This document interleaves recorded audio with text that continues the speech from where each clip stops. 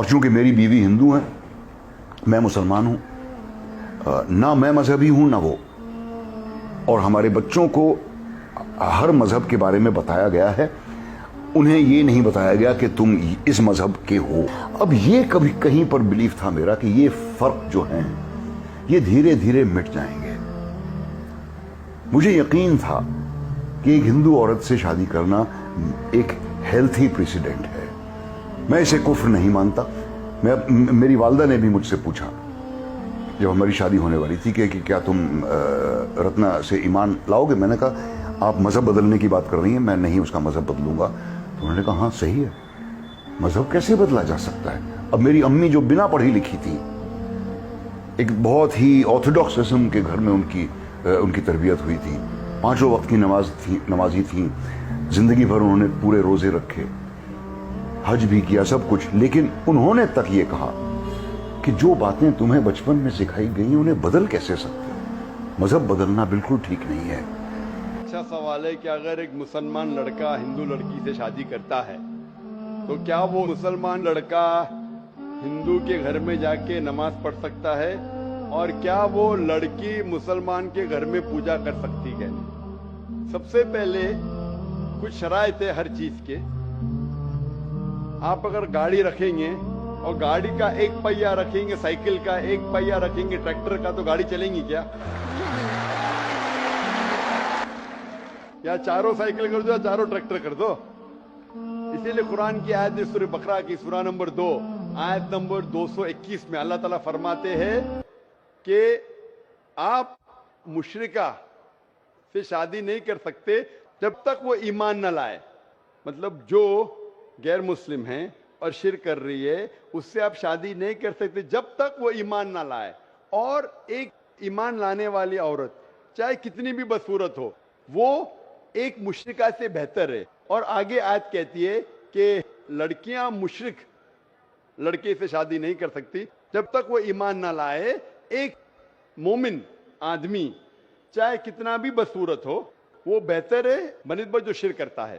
اس کی وجہ یہ ہے کہ اسلام میں لکھا ہے کہ اگر آپ خدا کے علاوہ کسی کو اور پوچھتے ہیں، کسی اور کی عبادت کرتے ہیں، یہ سب سے بڑا گناہ ہے۔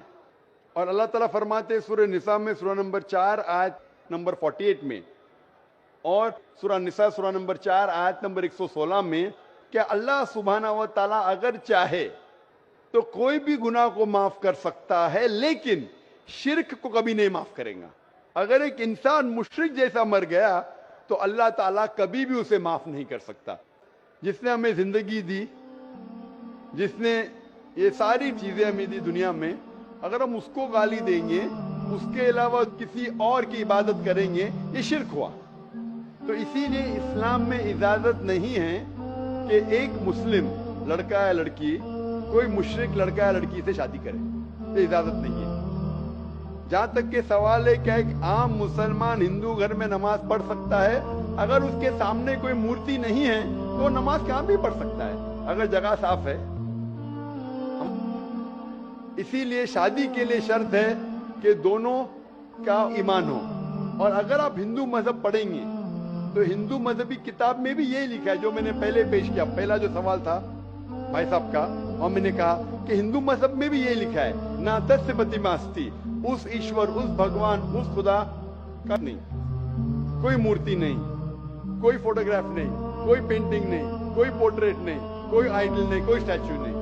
اگر یہ مان لے کہ کم از کم جو یکساں ہے ہندو اور اسلام کے مذہبی کتاب میں، کم از کم اس کے اوپر عمل کرے تو اکثر ہمارے مشکلات دور ہو جائیں گی۔ جو یکساں نہیں ہے اس کو کل ڈسکس کر سکتے۔ اور اگر آپ تحقیق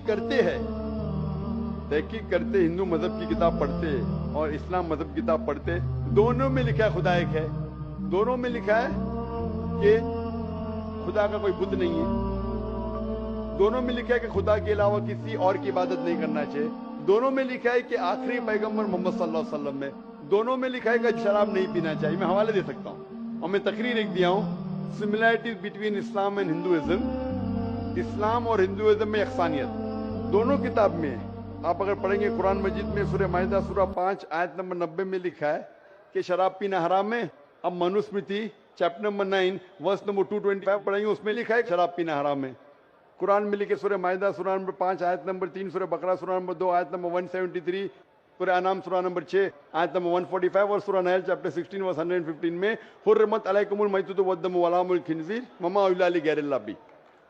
क्या आपके लिए हराम है मरा हुआ गोश्त, खून, सूअर का गोश्त और वो खाना जिसके ऊपर अल्लाह के अलावा किसी और का नाम लिया गया है। आप अगर हिंदू मजहबी किताब पढ़ेंगे उसमें भी लिखा है क्या सूअर का गोश्त खाना हराम है। अगर आप तहकीक करेंगे काफी अक्सानियत है। इस्लाम मजहबी किताब में लिखा है कुरान में सूरह नूर में सूरा नंबर 24 आयत नंबर 30 और 31 के अंदर हिजाब के बारे में, औरत को अल्हम्दुलिल्लाह हिजाब में होना चाहिए, सर से ढका होना चाहिए उसका जिस्म। आप अगर हिंदू मजहब किताब पढ़ेंगे ऋग्वेद बुक नंबर 8 में लिखा है और ऋग्वेद बुक नंबर 10 में भी लिखा हुआ है कि औरत को अपने सिर के पल्लों को डालना चाहिए, चेहरे पे करना चाहिए। हिंदू और इस्लाम मजहब में जो मजहबी किताब में लिखा है, लेकिन अफसोस की बात है कि मजहब के ठेकेदार ये चीज का जिक्र ही नहीं करते। क्यों? इसीलिए मैं हवाले देता हूँ। मैं कोई आलिम नहीं हूँ, मैं कोई पंडित नहीं हूँ, मैं अपने आप को तालिब इल्म कहता हूँ, लेकिन मैं हमेशा हवाला देता हूँ। तो किसी को भी शक है, किसी को भी शुबा है तो घर पे जाके चेक कर सकता है, या इंटरनेट पे जाइए, आप टाइप करो, वेद भी इंटरनेट के ऊपर है, कुरान भी इंटरनेट के ऊपर है, टाइप करो, रेफरेंस टाइप करो, आपको हवाला मिल जाएगा।